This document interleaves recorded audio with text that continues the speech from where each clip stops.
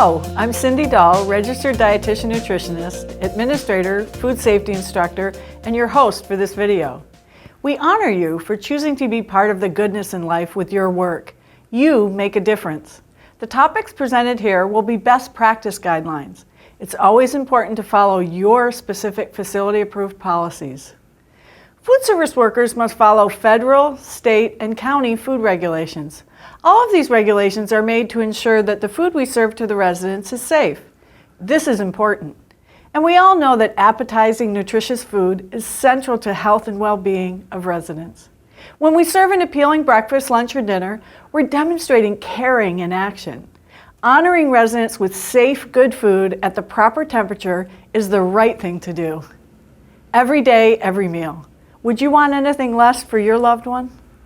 At the conclusion of this video, you will be able to identify the safe holding temperature range for hot and cold foods, state what to do with dented cans, state why it is important not to store chemicals with food, state why food is not stored on the floor, and identify what information to include on a label.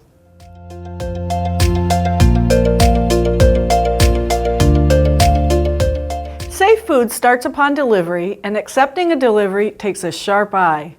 All packages should be intact and not damaged. All packages should have been transported at the correct holding temperature for their entire journey to your facility. Frozen foods should be frozen solid. Cold foods should be 41 degrees Fahrenheit or below upon delivery. The person accepting the foods upon delivery must check each item and reject any items that do not appear safe. You should reject food if the packaging is damaged, cans are missing labels, cans are dented, bulging, or rusted, a product is leaking or seals are broken, a product has reached its expiration date, frozen food has ice crystals or water stains, which means that it is likely thawed and been refrozen, or if the receiving temperature is not correct for that food. Remember to notify your supervisor of any items that need to be returned or discarded. Perishable foods that are frozen or need refrigeration should be placed in cold holding within 15 to 20 minutes of delivery. Best practice is to remove products from the external cardboard box packaging. Cardboard, especially the thick corrugated kind, can carry pests into a facility and all sorts of germs that it picked up during transport.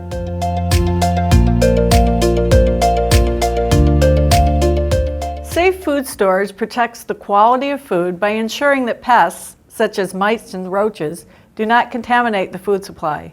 Any signs of pests or vermin, such as droppings, holes in the walls or boxes, or chewing marks, should be reported immediately to a supervisor and the maintenance department of your facility. Shelving must allow for air movement and be clean and dry. Foods must be stored on smooth, durable, easily cleanable, non-absorbent shelving, at least 6 inches off of the floor and 18 inches below the ceiling. The reason for this is to protect from soil and/or pests on the floor and to prevent blockage of fire sprinklers on the ceiling.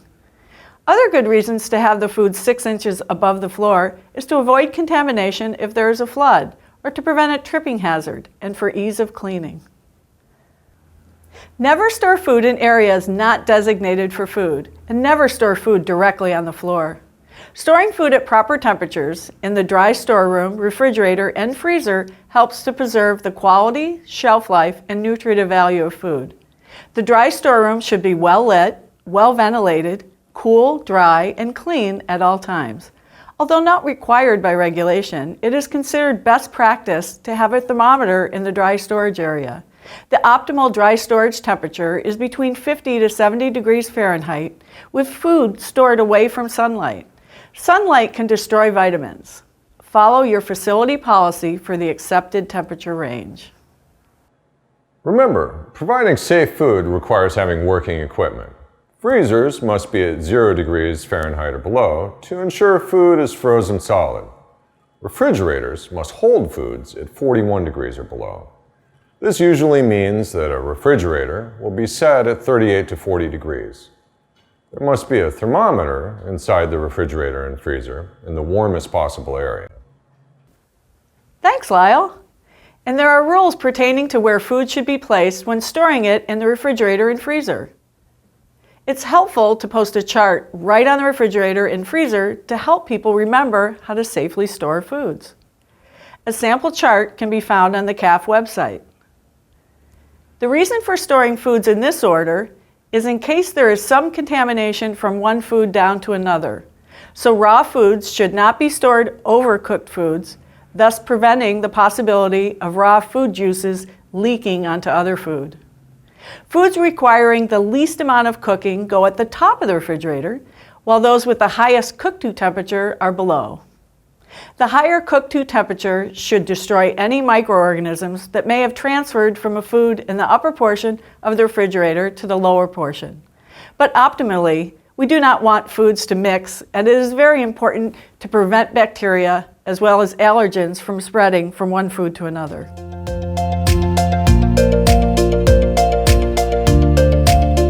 Storing foods away from dirty areas, such as near the dish machine or mop storage closet, helps to prevent cross-contamination. Never store chemicals, pesticides, cleaning supplies, or cleaning equipment in the same area as food.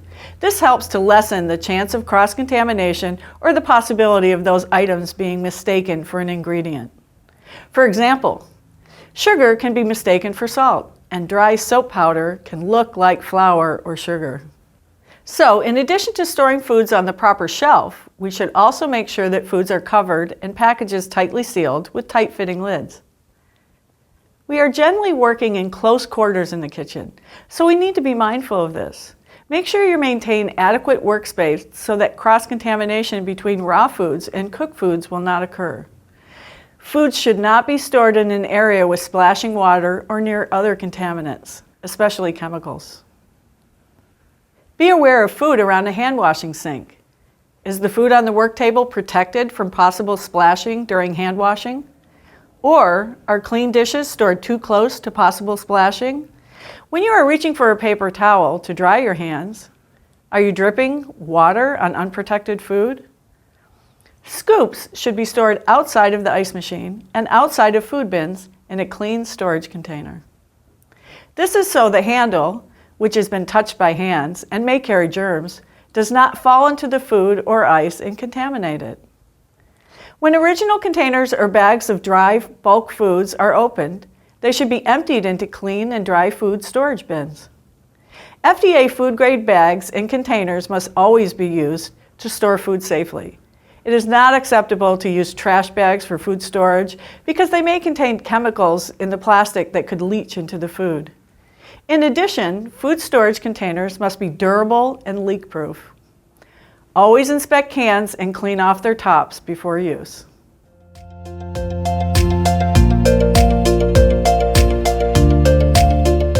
Label, date, refrigerate. Remember that rhyme. It's important to take action right away, just like the rhyme. Label, date, and refrigerate. It does not work if you leave the food out in the danger zone while you go on break. Do you have labels? If you use pens, are there plenty of pens to use? If it's difficult to find the tools to label and date, people won't do it. Make sure you have the tools to do your job. Taking care to label, date, and store food helps protect residents from foodborne illness. Always label and date products when you open them. The FDA Food Code states that, at a minimum, the use-by date or discard date needs to be on the food. When opening a can, jar, or package, for example, a container of cottage cheese, this is what you need to write on the label. What the item is, the date it was opened, and the expiration and/or use-by date. When you prepare a product, for example, tuna salad, here is what you should put on the label. What the item is, the date it was prepared, and the use-by date. The expiration date on an unopened package is not the same once the package has been opened. Opening a package and exposing it to the air shortens its shelf life. That is why we must always date foods with the new use-by date. For labeling, always follow your facility's policy. If labels do not come from a program printing machine, Then use a shelf life chart to tell you how many days you can safely store the food. The date opened or prepared is day 1. A sample chart is available on the CAF website and also on the USDA website. In my kitchen, we use the acronym FIFO, or FIFO, which stands for First In, First Out. This means that we need to rotate stock. This assures that older products are used before they expire and helps to prevent waste and rising food costs. When new items arrive in the facility, store them behind or under older items. And remember to check that all items are dated before storing them. Great point. Taking care to rotate and properly label, date, and store food helps protect residents from foodborne illness, helps with maintaining inventory, and also keeps food costs down. The same storage and food handling rules apply to your 3-day emergency food and water supply. Food should be labeled, dated, and stored at the correct temperature. And food should be rotated out of the emergency supply with newer product rotated in. An emergency menu, including menus for therapeutic diets, along with any required recipes, should be stored with the emergency food supply and in the facility's policy and procedure manual. We all work as a team, and storing food safely is everyone's responsibility.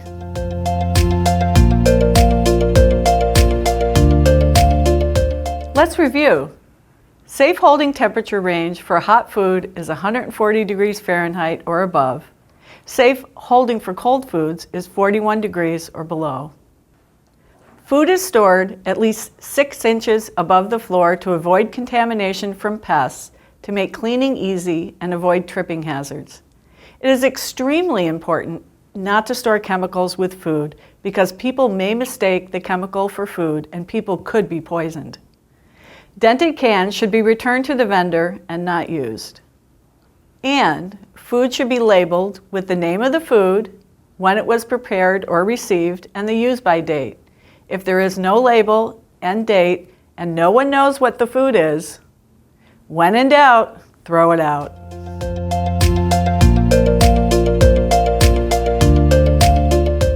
Every year, by regulation, your supervisor is required to document that each food and nutrition employee has achieved competency in their work areas.